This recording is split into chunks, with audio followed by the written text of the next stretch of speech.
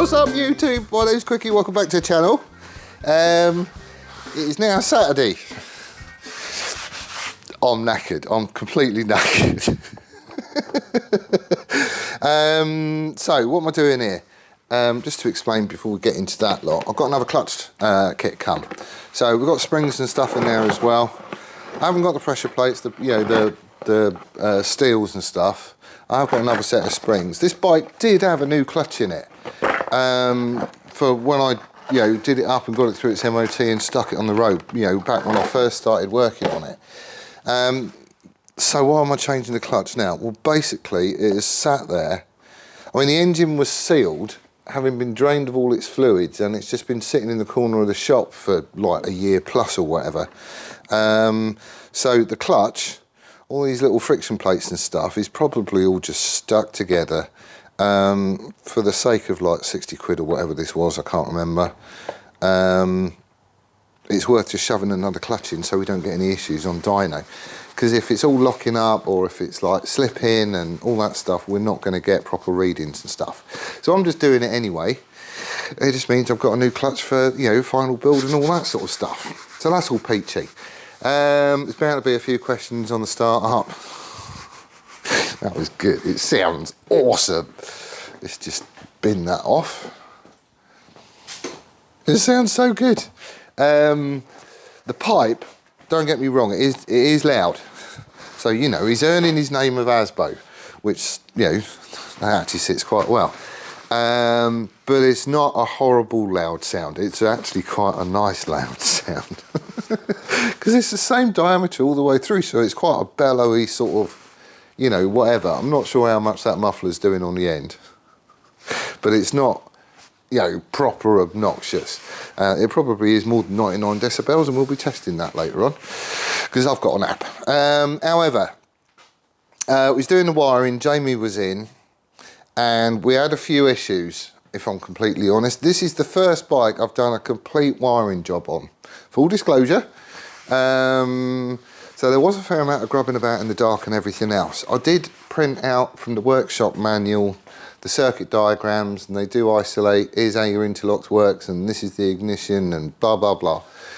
But there was still a bit of goofing about to be had. So the first problem we had is when we went to start it, it was just turning over and over and nothing was catching or anything else. We checked it and there wasn't a spark. And that was down to that stupid bloody 100 ohm resistor. I had it in the wrong place. That had to get sorted. Essentially, I stuck it on the earth for the CDI. Just stuck it in series, and it wasn't supposed to go there. It was supposed to go someplace else. So anyway, we got that changed. Then we got spark. Tried cranking it over again, and it started burping and wheezing and farting and just all sorts of funniness going on. I thought, oh, we've heard this before.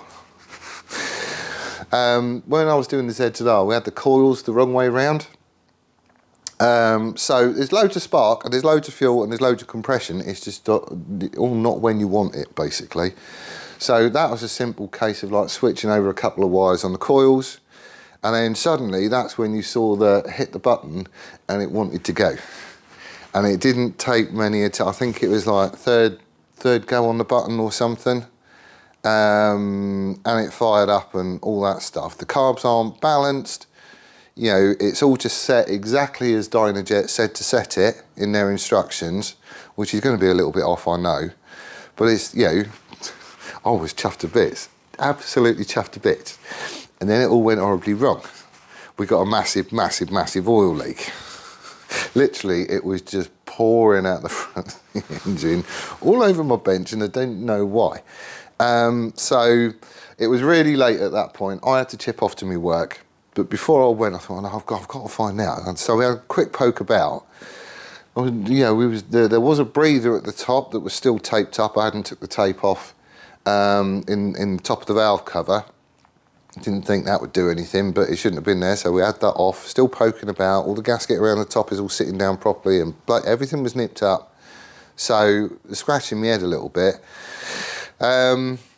Tried it again, and it is literally just poling in the centre of the valve cover at the top. Where the bloody hell's that coming from then? And it turns out I haven't tightened down the valve cover. I remember somebody had some questions. So I came in, had a look at my engine. I had to have the valve cover off, take a picture and send it to him because he commented on one of the videos and he was having troubles finding what he needs to adjust to do his valve gaps.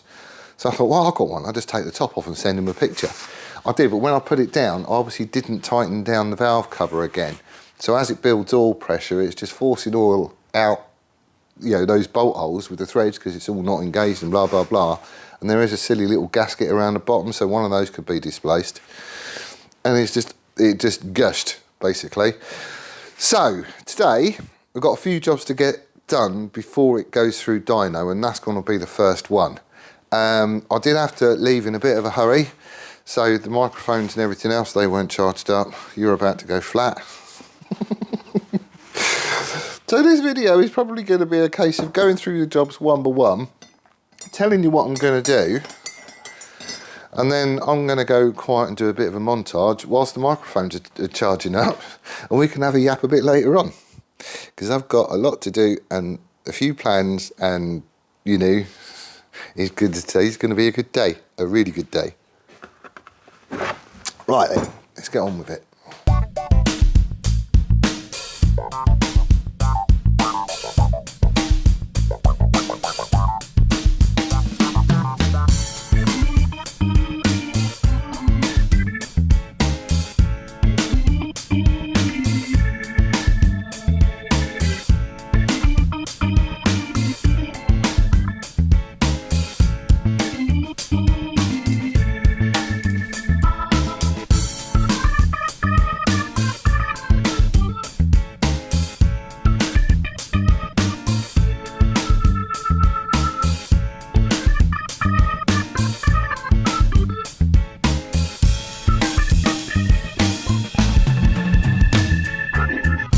Right then, so I know it's scruffy as hell. It's all just like zip tied up and out the way, and you know, all that sort of stuff.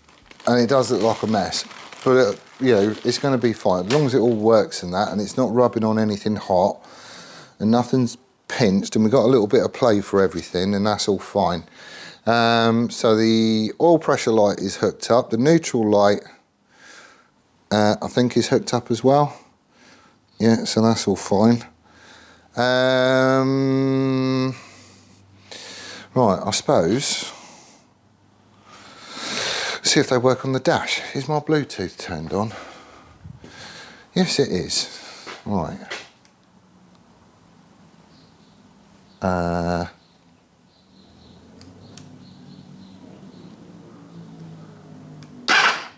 Aha. So I've got a neutral light and I've got an all warning light. Obviously they should go out once it all starts, but we'll be trying that in a minute. Right, so that's fine. We can turn all that off. What else do I want to do? I want to get rid of this. This is my ignition key at the minute. It's a little bit overkill and a little bit big and clumpy. So if I do away with this, I should be able to take a positive from the battery and just go straight into the lock on here. I could even just come off that and go straight on. Thinking about it. Why wouldn't I do that? Because that's fused anyway, isn't it? Right, I might be doing that then.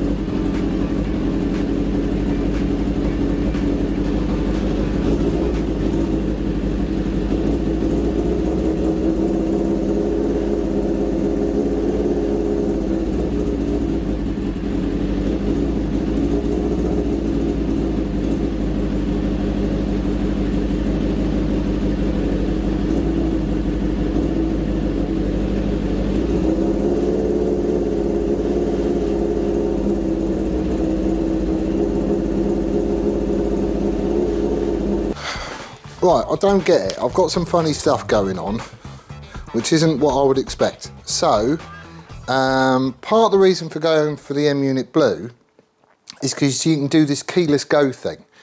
So essentially, you rock up to your bike with the Bluetooth turned on. This is the way it's supposed to work. You rock up to your bike with the Bluetooth turned on, and when you get within 1 or 2 meters, whatever you set to it, it basically turns the M-Unit on. So this is like you took your ignition keys out, stuck them in the thing. You haven't turned it on yet, but as you get close, it does live up all the M-Unit side of stuff. And then to turn the ignition on, you hit the starter button once, and that's like you turn the key. So your dash will come on and, all that other sort of stuff. Press it again and it will start the bike. Whereas on this one, that's not happening. This is really weird. So if I'll get some screenshots of the M-Ride app. It's all paired up. Sorry, I'm just putting some fuel in because I want to get the carbs balanced. So it's all paired up. I can see it in the M-Ride thing, and if you go to hardware pairing, the M-Unit Blue is showing there. There's a screen there, which is pinging it and all that sort of stuff, and it's saying I'm right next to it and blah de blah de blah. But if I try to go into settings and start mucking about with the keyless go range and all that sort of stuff. Actually, it doesn't matter what I go into there, it's saying that there's no hardware pairing. Now, to me, that sounds a bit like the M-Unit itself has a problem. I don't think I've done anything wrong. It's all paired up on my phone and blah-de-blah-de-blah, and I've got a little light that's blinking up on here every once in a while, so there's definitely something going on, but I can't do anything on my phone to influence what's going on here. So I'm not sure if that's buggered or there's some other little setting somewhere, I don't really know.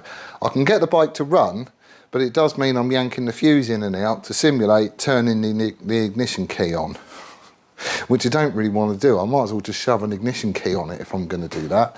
However, that doesn't matter because I can get the thing running, which means I can balance the carbs, which needs to happen for dyno. So that's going to be the next job. Let me get the door open.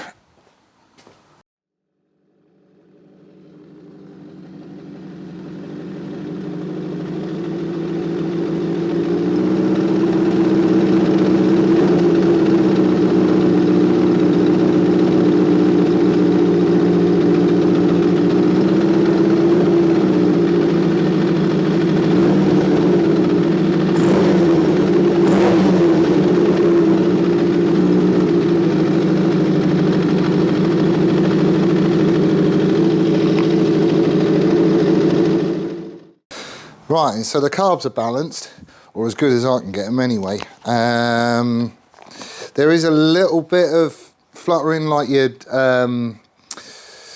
give it a rev and you watch the gauges go up and down and stuff, and they kind of, they basically move together. There is a little bit of this going on. I'm not sure if that's because I'm on pods. I don't know if that's part and parcel of the compromise, but I've been mucking about for about, I don't know, half hour trying to get it right. And I don't think I can get it any better, so that's that done. So he's all good. We can lose the fuel for the minute. Next job is going to be probably the side stand. There is a point on the M-Unit for the side stand to go into. And obviously it's part of the interlocks for the engine and that as well. So if the side stand is down and you try and put it in gear, it should just cut the engine out. Thing is, because I can't Bluetooth to the bloody thing, I can't set it as either open circuit or closed circuit, which could be a bit of an issue. So what I really want to do is to get the side stand switch on, simulate the stand being down and try and put it in gear and see what happens. Trouble is, I don't know what sort of state the clutch is going to be in either, but we shall see. It may come up on the indicator lights going, no, the kill switch is coming on, because you're doing something silly with a side stand. I don't know. We'll have to have a play and see. But we're getting there. There's a few more jobs left to do. There's quite a few more jobs left to do, but they're all getting ticked off one by one, which ain't bad.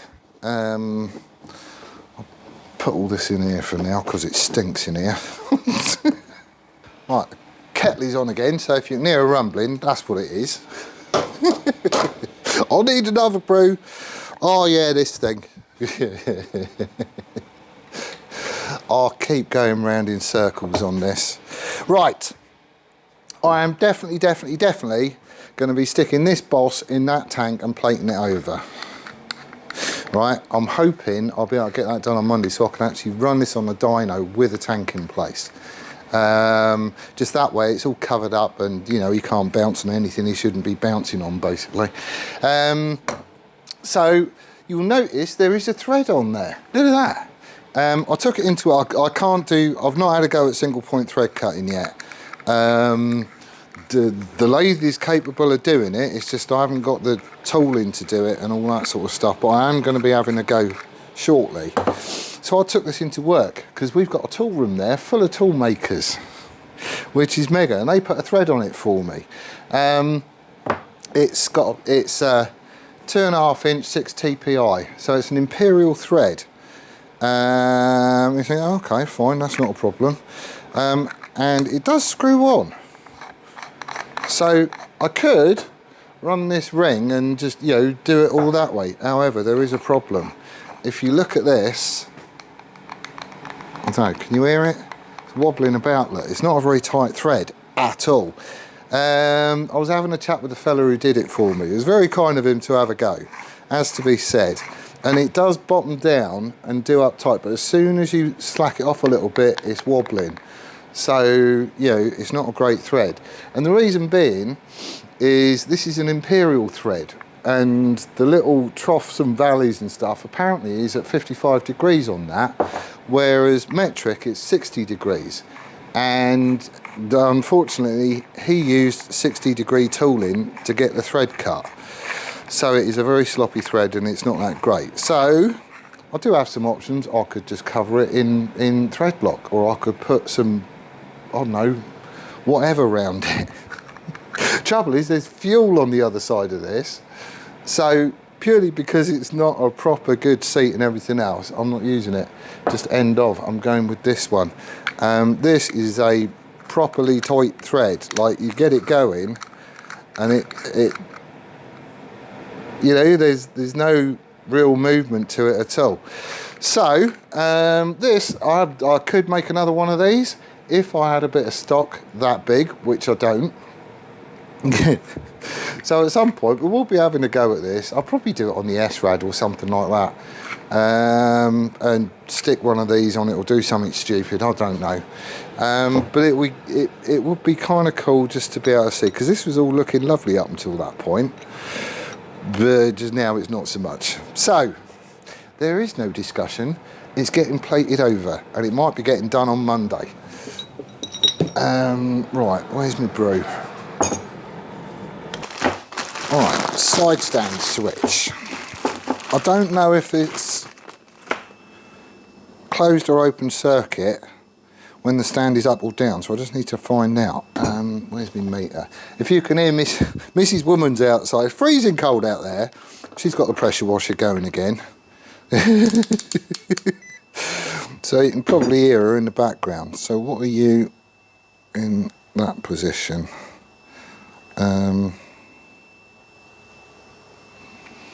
Open circuit, closed circuit. Right, so worst case scenario, I don't need to do anything with this. I could just put, I could just shove a wire in the stand, you know, on the M unit in the stand port, and I could just ground it out to earth. That will do exactly the same thing as having a stand on it, which I can't do because I haven't got the lug on the frame. But that should simulate the stand being up, so when we put it in gear the engine don't cut out. Right, let's do that then. How long do we need that?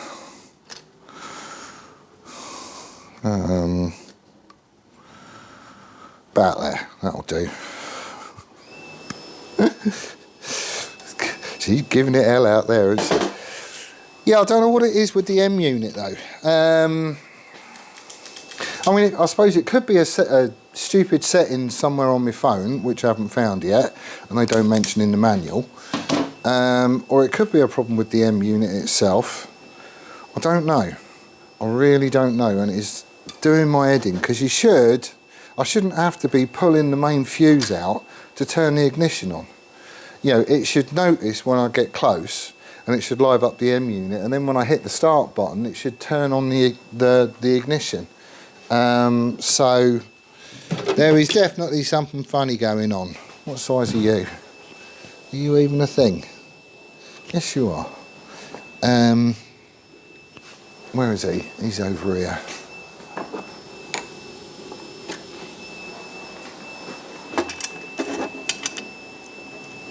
No.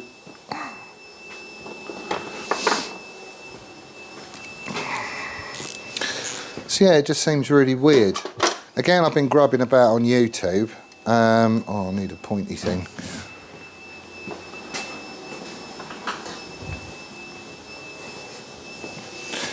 And once it's all paired on your phone, which it does say on my phone that it is paired, then you can get into all sorts of stuff. Kill, stand, you're going in there. But the thing is, it's coming up on my phone saying no Bluetooth connection is found, so I can't get in and do all that, which I should be able to do. So there's definitely something funny going on. Now, I got this M unit off Steve-O. This was going to be going on Jixit, but he left it here. So I've had it. So it's not even like I bought it. Oh, have I done YouTube? Oh, I haven't I? So it's not even like I bought it. So I haven't got a receipt or anything else that I can go back to, you know, Moto Gadget with going, oi, it's broke, give me another one. See, I'm not happy with that. Right, I want it to go under. So you're going under. Yeah, I've cut it too short, haven't I? You're not long enough. You're not long enough. I need another bit of wire. So yeah, it's not like I can go back to him going, yeah, it's goosed. Give me another one, because I didn't buy it in the first place. Oh, let's chop this off. So yeah, it might end up is, you know, if there is a problem with it, or if they can tell me that there's this thing that I need to enable on my phone or activate something or other, or, you know, whatever it is, then obviously we'll trial that. But otherwise, I'm just going to have to get another, you know, M unit and we go with that, because I don't want to have a key to it. You know, and I don't really want to go with the M unit basic version either, where you've got the RFID key thing, because you don't get all the extra functionality and that with it. So that's what we're doing. Hopefully someone's got experience of this and they can tell me what's what, but you know, if they haven't, they haven't, and I'll just have to see what I can do. What size are you? An M5? M5. Have I got an M5? I must have. Yes.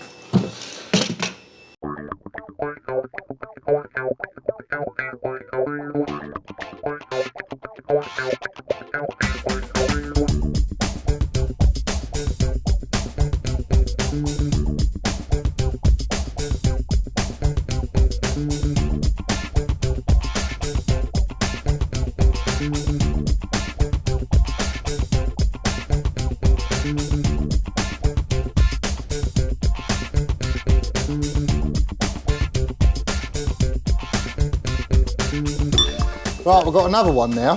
Mrs. Woman, she just stopped with the pressure washer. There's now a fella out there washing his van. He's having a go. It's freezing here at the minute. He's out there in shorts and t-shirt. I've got everything on that I own pretty much. If he wants to be noisy, we can join that crew. It's all pretty much there. I've just pulled off the calipers and stuff like that because we're not going to need them for dyno, and I just don't want loose stuff on the bike. What I do want to know is how noisy it is. So I'm going to go and grab a mate from, oh actually I need to get a fuel thing going. I'll top this up with fuel, just, you know, temporary and whatnot. We'll wheel it outside because in here it really echoes. You know, there's enclosed space, so it's noisier than, you know, I'm not saying it's a quiet one, but it's noisier than it would be. So we'll wheel it outside. I've got an app on my phone. Where is it? A sound meter. I don't know how accurate it is. Last time I tried this, I did it with a thingy that Simon Rolls lent me, like a proper meter thing.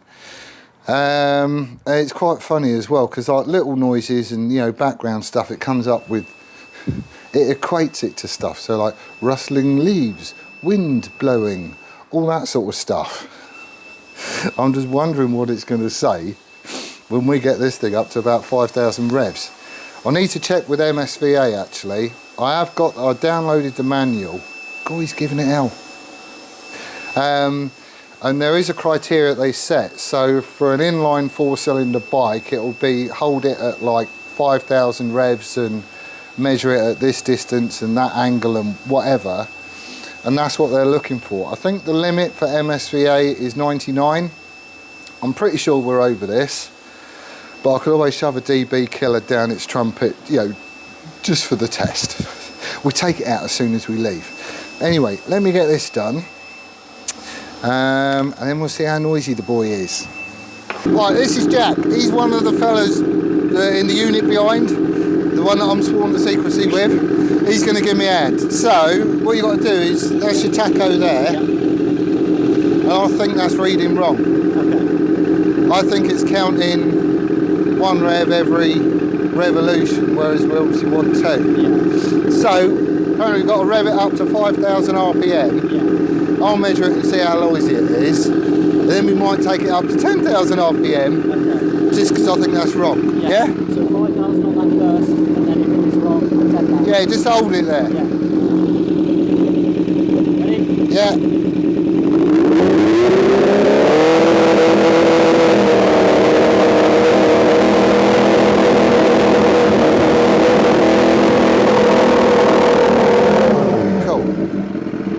Right, that, it reckon was like 80 odd decibels. Right. And that ain't 5k, I know it ain't. No. So go on, 10k. Okay. Ready? Yeah.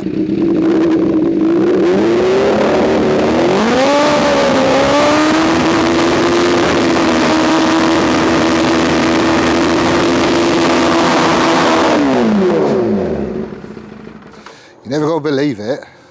Reckon that was 79.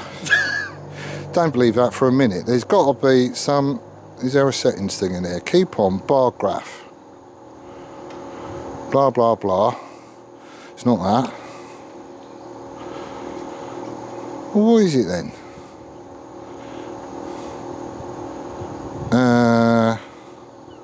That can't be right. Plus. Performance with different ES device. Adjusted decibel error. Well, I ain't got a clue how to do that. It makes your ears pop. That's louder than like 70. And like, I'm chatting here. It reckons I'm getting up to like, what, 70? 70, 75, and then... Maximum 83.1. Average 72.6. That's rubbish, isn't it? Yeah, that ain't right.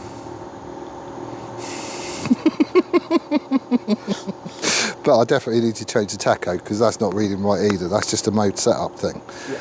Right then, back to the shop. Yes. Right, so one thing that was evident from that is that the dash isn't set up properly for RPM. However, to get into setup mode, I have to be able to press both the set and the mode button on the back of this digital speedo. Thing is, I can get it's tucked up there. It is tucked up there, and I can't get my hand in and spread my fingers far enough to get both buttons at the same time. But they do. There's like a remote button thing here. It's got a black one, and it's got a part number for one as well. So, what I think I'm going to do is, because I'm going to have minimal switchgear on the left-hand side anyway, so I'm just going to order one of those remote setup jobby things, because it's quite good. I've been playing about with it, and by hitting the mode button you can go through trip 1 meter, trip 2 meter, your max speed, your max RPM. It's got a voltmeter on it, all that sort of stuff, but you need to be able to press the mode button. So I think I'm going to get one of these buttons and shove it on the handlebar, just so you can do it all whilst you're riding along, which would be good. He's at it again. Right, let me shut the door. Right, we've shut him up. Right, what was I saying? Right, so we are obviously reading the wrong RPM, and that's down to the setup of the digital speedo. So, I mean, you can stick that on anything, but if you're coming off the coils, you need to know, is it 1 pulse per 1 revolution of the engine, or 2, or whatever? And we're obviously set a little bit on the wrong side.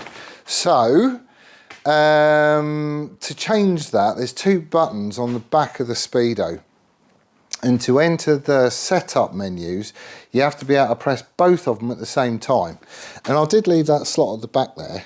Trouble is, I've got chunky and big hands and stuff, and I can't get my hand in to get to both the buttons at the same time. But they do some optional parts, one of which is a remote switch that just goes on your handlebar, and they do a black one and they do a chrome one. It's basically 3 wires that connect into this loom, which is fine. So I've got minimal switchgear on the left-hand side anyway, so I'm gonna order one of those, because it's quite cool. I was mucking about with it. If you press the mode button, it goes through things like you've got your trip 1, your trip 2, like general odometer and whatnot. Then you can go through your max speed, your max RPM. There's a voltmeter on it, all that sort of stuff, and you just, by pressing that mode button, you can just cycle through it. Well, you don't really want to be shoving your hand up the back of the thing just to see what your voltmeter is. So I'm going to get one of these and get it installed. You know, it makes sense. I mean, why wouldn't you? Plus, it's all useful information to have. I did have an oh my god moment. I heard a crack. And it's my own fault as well. It's my own fault. The front sprocket has got a nut on it, and it's like a castle to it, and there's a locking screw that goes down into the middle of it, just as like an extra retainer. Thing is, I hadn't done that bloody screw up, and I meant to swap it out, and I just never did, and I've slapped the cover back onto it again with it being loose. So as we've wheeled the bike back, the screw, because obviously it's all rotating and stuff, the screw has basically unwound itself, and it's closed the gap between itself and the sprocket cover. It's not an all-tight cover. It looks like part of the engine casings, it's not, but it's just, you know, it's just a cover that covers up the front sprocket, and it's got the actuating ramp for the clutch, and it's just unwound itself and it's cracked it. That's what the crack was.